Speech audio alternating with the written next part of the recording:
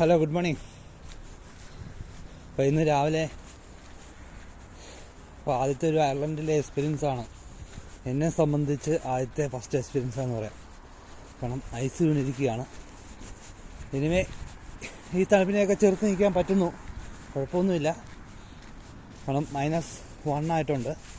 ആണല്ലേ, ഇവിടുത്തെ ആ ഗാർഡനിലൊക്കെ ഐസ് വീണ് കിടക്കുന്നുണ്ടല്ലേ. ഞാൻ ജസ്റ്റ് ഒന്ന് എടുത്ത് കാണിക്കാം.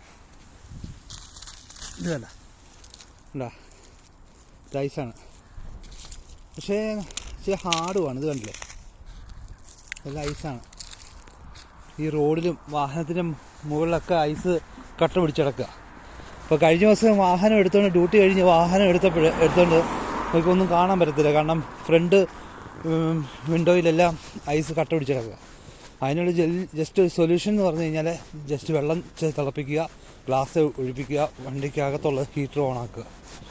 കാരണം ഇതെല്ലാം ഐസാണ്. എല്ലാവരും സൂക്ഷിക്കണം, സ്ലിപ്പാവും. കാരണം നടന്നു പോയി കഴിഞ്ഞാലേ സ്ലിപ്പാവും.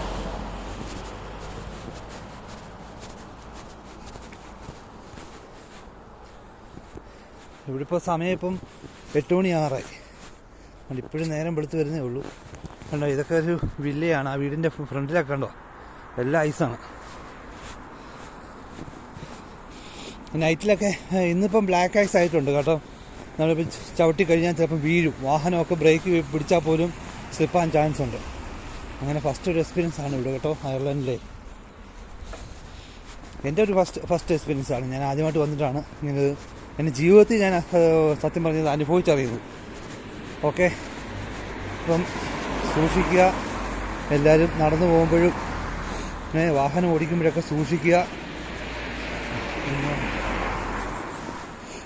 കാരണം അപകടമൊക്കെ പതിയിരിപ്പുണ്ട്. കണ്ടില്ലേ, മാക്സിമം നമ്മൾ വണ്ടിയൊക്കെ സ്റ്റാർട്ടാക്കുമ്പോൾ വൈപ്പറൊന്നും ആദ്യം ഓണാക്കാതിരിക്കുക. കാരണം അതൊക്കെ കംപ്ലൈൻ്റ് ആവും. ഐസൊക്കെ ഒന്ന് പോയി എല്ലാം ഓക്കെ ആയ ശേഷം വൈപ്പറൊക്കെ ഓണാക്കുക. ഓക്കെ, എനിവേ നല്ലൊരു ഗുഡ് മോർണിംഗ് നേർന്നുകൊണ്ട് ബൈ.